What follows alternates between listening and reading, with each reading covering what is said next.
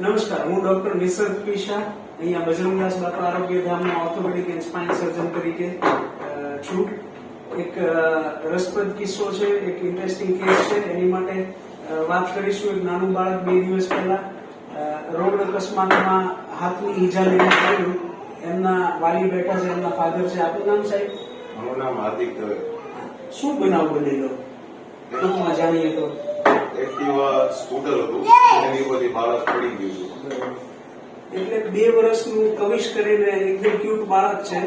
એને રાતના ઓલમોસ્ટ 9:30 એ લોકો આવેલા અને હાથનું જે ખભાના જે હાડકું કહેવાય એ આખું ભાંગી ગયેલું.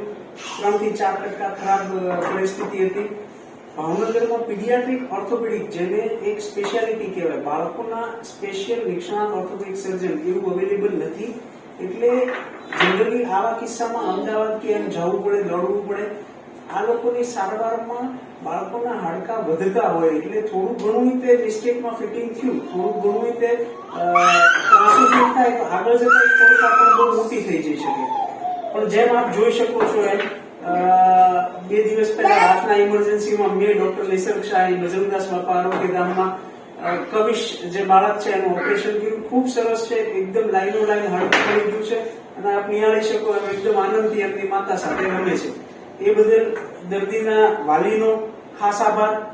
અન્ય ડોક્ટર મિત્રો, એનેસ્થેટિસ્ટ ટીમમાં ધવલભાઈ વૈદ્ય, પીડિયાટ્રિશિયનમાં હરદેવભાઈ મોરી અને ધવલભાઈ સોલંકી, એ લોકોના માર્ગદર્શન લીધે અમે બહુ સફળતાથી આ સર્જરી કરી શક્યા.